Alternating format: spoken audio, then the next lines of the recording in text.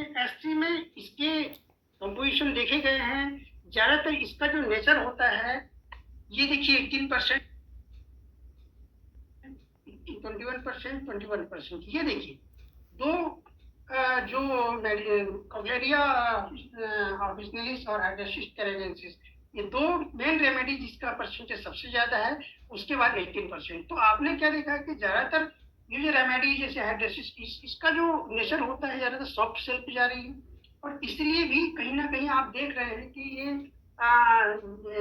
Blood की impurity या membranosus जो नेचर सामने आता है, वो इस पे देखने को मिलता है जी अपने S3 में। इसी प्रकार से कोक्लेरिया ऑफिशिनलिस का भी नेचर कहीं ना कहीं इससे एक दूसरे से मिलता जुलता हुआ होता है। और ये स्क्लेरोटिया नोडोसा, ये तीन प्लांट जो रहते हैं, ज्यादातर इसका नेचर इसके इर्द गिर्द घूमता नजर आता है। इसका कुल मिला के 100% इस प्रकार से शो करता है। और जितने भी जो प्लांट्स सिलेक्टेड किए जाते हैं वो एक दूसरे से कनेक्टेड रहते हैं। किसी का पर्टिकुलर स्वतंत्र यहाँ पे इंडिकेशन या मेडिसिनल प्रॉपर्टी शो होते नहीं देखा गया है।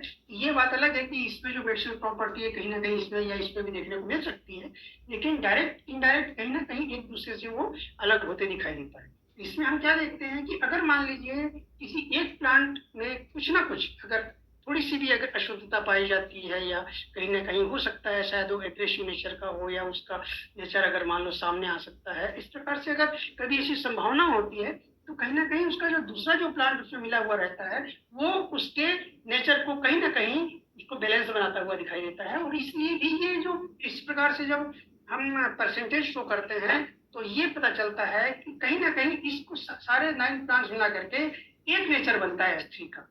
कई बार आपने सुना होगा कि भाई बोलते नजर आते हैं कि भाई इसमें कोक्लेरिया मिला हुआ है, उसका बहुत ज्यादा है, तो कोक्लेरिया यहाँ काम करेगा। तो ऐसा कहना अगर मान लो सही होता तो सेम कोक्लेरिया का सिंगल आज होम्योपैथी मतलब इसका नेचर मिल रहा है, पोटेंशिएशन बेस भी मिल रहा है। तो ये समझाना थोड़ा सा जरूरी था, क्योंकि पहले 2 मेडिसिन में मैंने ये चीज नहीं समझाई थी।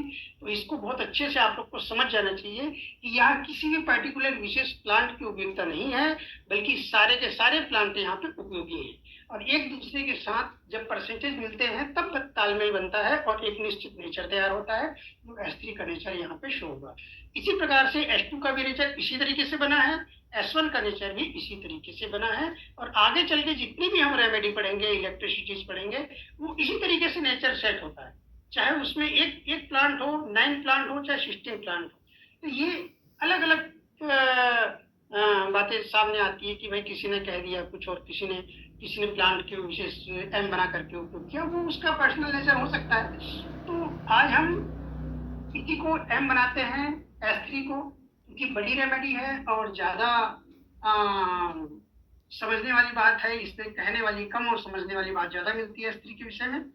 आप लोगों ने इतने समय से जो S3 के बारे में देखा है और कहीं ना कहीं इससे कनेक्टेड भी है, आज हम फिर से हम उसी चीज को देखते हैं। S3 आपके लिए कोई नया नाम नहीं है ये। सबसे पहले हम इसका नेचर देखेंगे।